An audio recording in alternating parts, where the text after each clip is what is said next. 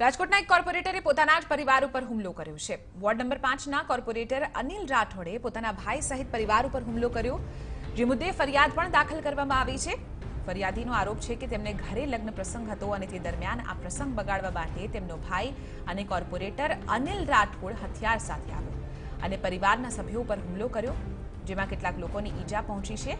હાલ તો પોલીસે અનિલ રાઠોડની ધરપકડ કરી આગળની તપાસ હાથ ધરી છે। શેરીમાં રહેતા હોય તો આજ રોજ તે અને તેના 3 પુત્રો છરી, ધારિયું તથા ઘાતક હથિયારો સાથે અમારા પરિવાર સાથે પ્રસંગમાં હોય અચાનક જ હુમલો કરતા મારા ઘરના પર લેડીઝ મેમ્બર પણ બહેનો, ભાભી અને બધાને છરી વડે, જેઓના હાથમાં છરીના નિશાન પણ છે, ઈર્ષા અને ખાર રાખી પ્રસંગ બગાડવા માટે તે અને તેના 3 પુત્રો ઘાતક હથિયારો સાથે તૂટી પડ્યા। કોઈ જાતને નહીં, અમારે તો 20 વર્ષથી પ્રોપર્ટી જુદી થઈ ગઈ સાહેબ। કોઈ જાતનું 1 રૂપિયાની લેતી દેતી નથી, ખોટે ખોટું છારો લઈને આવ્યો તો ધાર્યું।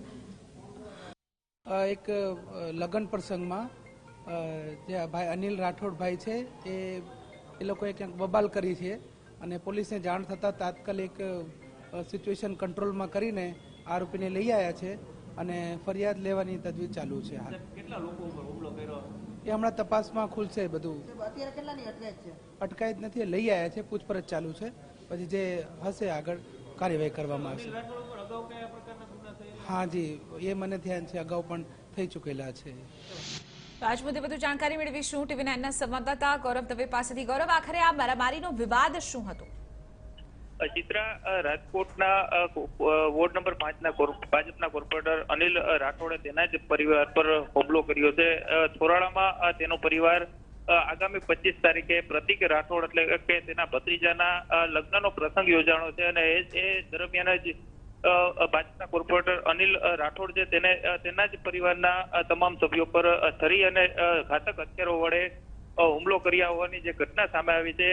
થોરાળા પોલીસ દ્વારા અનિલ રાઠોડ સહિત 3 લોકોની અટકાયત કરી છે અને પૂછપરછ શરૂ કરવામાં આવી છે।